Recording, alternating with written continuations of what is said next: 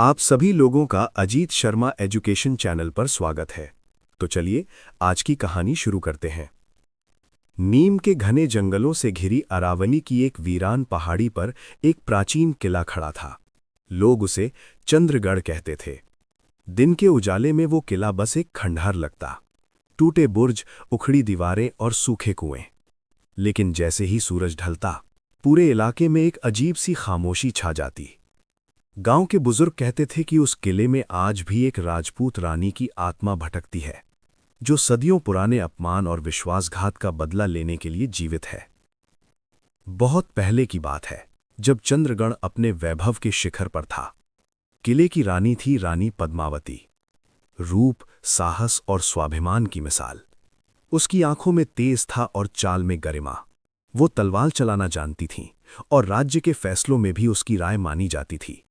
राजा वीर सिंह उससे प्रेम करता था, लेकिन राजनीति और सत्ता की भूख ने उनके रिश्ते में धीरे धीरे जहर घोल दिया।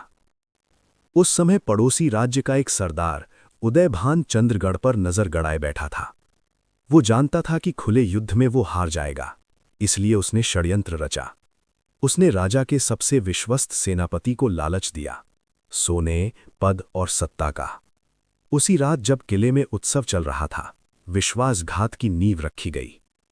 उत्सव के बीच अचानक किले के दरवाजे भीतर से खोल दिए गए। उदयभान की सेना धावा बोल चुकी थी। तलवारों की टंकार, चीखें और आग की लपटें चारों ओर फैल गईं। राजा वीर सिंह युद्ध करते हुए घायल हो गया।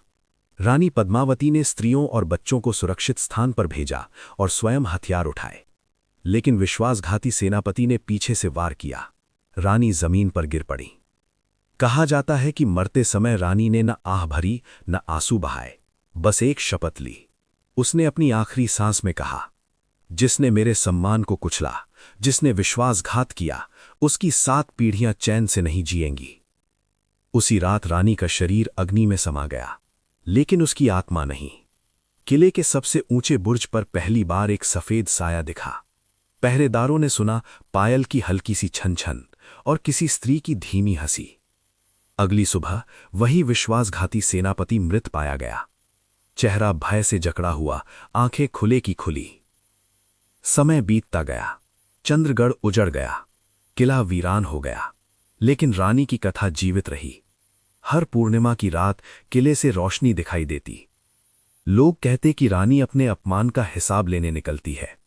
जिसने भी लालच, धोखे या स्त्रियों के अपमान का रास्ता चुना, उसका अंत भयावह हुआ। सदियों बाद उसी इलाके में एक युवा इतिहास शोधकर्ता आया, आदित्य। वो लोक कथाओं को अंधविश्वास मानता था। उसका मानना था कि हर कहानी के पीछे कोई ऐतिहासिक सच होता है। उसने तय किया कि वो चंद्रगढ़ किले में एक रात बिताएगा और सच का पता लगाएगा। गांव वालों ने मना किया। एक बूढ़ी औरत ने कहा, बेटा, ये किला सिर्फ पत्थरों का नहीं, श्रापों का है। आदित्य मुस्कुराया। डर कहानियों से पैदा होता है, उसने जवाब दिया। रात को वो टॉर्च, कैमरा और नोटबुक लेकर किले में घुसा। जैसे ही उसने पहला कदम रखा, हवा ठंडी हो गई। टॉर्च की रोशनी में दीवारों पर अजीब सी परछाइयां नाच रही थीं। अचानक उसे पायल की आवाज सुनाई दी। वो रुका। दिल जोर से धड़कने लगा। कौन है? उसने आवाज लगाई। कोई जवाब नहीं, बस हवा में एक सुगंध, चंदन और धुएं की मिली जुली। तभी सीढ़ियों पर एक साया उभरा। सफेद वस्त्रों में एक स्त्री, चेहरा शांत, आंखें गहरी और उदास। वही थी रानी पद्मावती। आदित्य का शरीर सुन्न हो गया। उसकी वैज्ञानिक सोच टूट रही थी। रानी ने धीमे स्वर में कहा, तुम यहां क्यों आए हो? आदित्य हिम्मत जुटाकर बोला, सच जानने। रानी मुस्कुराई, पर उस मुस्कान में दर्द था। सच? सच ये है कि विश्वासघात कभी मरता नहीं, वो पीढ़ियों में जिंदा रहता है। उसने किले की दीवारों की ओर इशारा किया। अचानक दृश्य बदलने लगे। आदित्य ने देखा उत्सव, हमला, धोखा और अपनी ही पीठ में लगा वार। उसने सब महसूस किया, दर्द, अपमान और क्रोध। मेरा बदला खून से नहीं, बल्कि भय से है। जो भी अन्याय करेगा, उसे अपने कर्मों का सामना करना होगा। तभी किले के नीचे गांव में हलचल मची। एक आधुनिक बिल्डर जो किले की जमीन पर रिजॉर्ट बनाना चाहता था, रात में चोरी से खुदाई करवा रहा था। उसने पुरानी समाधि को तोड़ दिया, वही जगह जहां रानी की अस्थियां दबी थीं।